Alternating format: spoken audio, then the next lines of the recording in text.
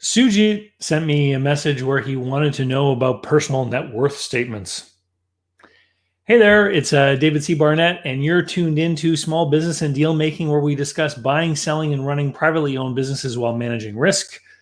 So, if you're looking to make your own way in life by being a business owner, or you're looking to grow or exit the business you already own, then you've come to the right place.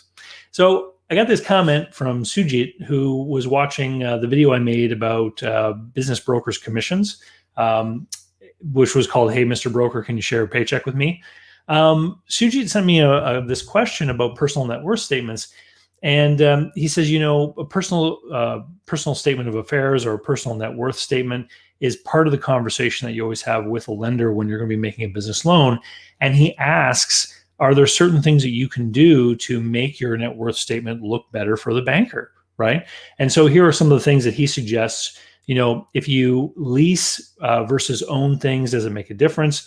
Does owning a property make a difference? And what about, the prices that you put on the different things?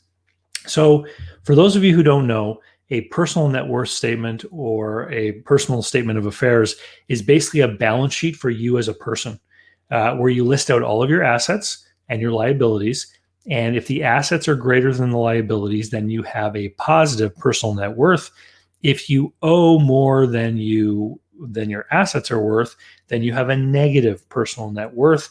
Or some people might say that you're insolvent, although the definition of that's a little bit different, because a lot of people might say it has more to do with your ability to service debts that you have, whether or not you're insolvent. So for example, a young person who's in their third year of university studying to be a doctor could have a huge student loan, very little in the way of assets. They could literally have a negative personal net worth figure, but they don't have to make any loan payments until later when they're graduated, and they'll be a doctor at that time and they'll have a lot of income. So we wouldn't say that that person is insolvent necessarily, because they can service their debt, and in the future they're going to have a greater income. So when it comes to a personal net worth statement, what sort of assets are we going to be putting on there? I just mentioned someone studying to be a doctor. So does that mean that we put on there our college degree that we spent hundreds of thousands of dollars obtaining, and that becomes the balancing asset to our outstanding student loan? No, we don't do that. Basically, what bankers and lenders are interested in only on your personal net worth statement would be tangible assets, because the way they look at it is they're saying, if we make a loan to this person, what is their ability to bring further resources into this business if things don't go well? Or conversely, what things can we go after as far as collateral if they can't repay the loan? So when it comes to the assets on your personal net worth statement, they want you to list out the actual things that you have that are real and have tangible value. So these would be things like real estate, if you own a house, things like a car, things like investment accounts, etc., etc. Now, the way that they look at these things that you put on is going to be differing depending on which institution you're dealing with. So for example, if you put on your personal net worth statement that your house is worth $300,000 because you feel you could sell it for that, the banker may adjust that for what they feel might be the cost of selling, like a real estate agent's commission, for example. If you put on that you have a car, for example, they may discount that too, because cars are depreciating assets and they fall in price rather quickly, right? And so I've seen people put different things on a personal net worth statement to try to make it look as good as possible. The most optimistic value for their home, for example. They might also put something on there like personal effects being worth $30,000, being their, I don't know, wardrobe, jewelry, who knows, right? So those things are usually pretty highly discounted by a banker. They don't want to have to auction off your rings and your earrings and your, paintings and things, unless that you happen to be a person who actually has personal effects that are of true and measurable value. Like if you bought a painting at an auction, put on by Sotheby's, and you can have a receipt saying that, yeah, I paid, $100,000 for that painting or whatever, then they may consider putting that as part of your personal net worth. Now, they will also examine the things that you're putting into your personal net worth statement. So I've got a banker friend who said that they started looking into it when they realized one day that one of their business owning clients put his house on his personal net worth statement, and only later did they realize that he had moved the house into a family trust some years earlier. The customer probably didn't even think of that. To him, it's his house, but he actually doesn't have the title to it anymore. He put it within a family trust structure to protect it from people like the bankers if they ever wanted to go after it. So that can't be on the personal net worth statement. Now, does it make a difference if you own your car and have a loan against it? Meaning you can put the value of the car and then the outstanding loan as a liability, or if you lease a car. Well, in my experience, if you lease a car, they often won't let you put it as an asset, but they may include the balance of payments outstanding as a liability. So that kind of strategy may actually work against you if you're just thinking about juicing up your personal net worth statement.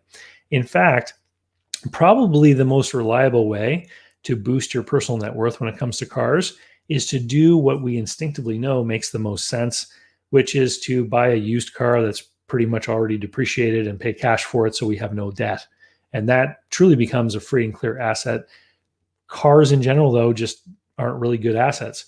Really, what the bankers want to see is they want to see cash, they want to see investment accounts, they want to see real estate, and they are going to discount them. So, for example, a few years ago when I was doing my own application for a mortgage, I had put on my personal net worth statement the value of my business. Now, can my business be sold? No. But what I just did is I put the cash balance in my business bank account, and I just said, I own this business and this is the cash. The banker asked me, they said, oh, you have that cash in your business? And I said, yeah. And they said, well, if you take it out, you're going to have to pay taxes. So they marked it down right there because that money had yet to be taxed. Because here where I live, as long as the money stays in there, it's okay. But when you take it out, you face taxation. And so they discounted it to that amount. So it can be difficult. I mean, I know some people have told me stories of going to mortgage brokers and people like that who will give people advice on how to juice up their personal net worth statement, but it will be examined. So don't ever lie. Don't ever put anything on there that can't be substantiated, because if they catch you in something like that, then that in itself could completely disqualify you for any kind of loan. So be as transparent and honest as possible, and realize when you decide to do things like go to university, that you are going to be acquiring an intangible asset which can't go on your personal net worth statement, but which will have a liability which very much will go on your net worth statement. And so in my initial example with the doctor, a lot of young people who finish university who borrowed a lot to get their degrees, they're going to have negative personal net worth for an awfully long time. And this is one of the reasons why you really have to make sure when you decide to invest in something like a university education that you're going to be investing in something that is actually an investment that is going to lead to a higher income in the future. Otherwise, you're probably just signing on for a decade of negative personal net worth, which is going to seriously impair your ability to borrow in the future. When you borrow a house to buy a house, the banker will look at that newly acquired asset and the liability that they're going to create with the mortgage. And it might make sense for you to acquire that house with the mortgage because it's going to help you move ahead, and it could help eventually grow your personal net worth statement. But if you want to borrow to buy a business and there's goodwill, well, again, we're introducing a whole world of new intangibles that are not going to help you with your personal net worth, depending on how the lender looks at it. And so it's a much deeper question than simply saying, do this, don't do this, or here are the 3 keys to juicing up your personal net worth statement. The only thing that I can guarantee you is going to improve your personal net worth statement is if you live below your means, pay your bills on time, eliminate high interest debts as quickly as possible, so that you can present something that shows that you have liquidity, which means freely movable cash, not in retirement registered accounts like 401ks or RSPs, etc. So you've got cash to contribute into a deal. You've got assets that do appreciate in value, like investments or a house or other real estate, and that you don't have a whole long list of different high interest credit cards amongst your liabilities. So keep it clean, keep it simple, and make sure that your net worth is growing every month by controlling how you spend. Anyway, if you like the video, click the thumbs up, please hit subscribe. And if you don't want to miss any of my videos, you should be heading over to davidcbarnettlist.com where you could sign up to my email list. You can also find that on my blog site, davidcbarnett.com. And if you're looking at one day buying a business and you want to be properly prepared and learn how to manage risk, head on over to businessbuyeradvantage.com where you can learn how I help people buy a business and learn more about the online course that I offer there. Thanks. We'll see you next time. Cheers.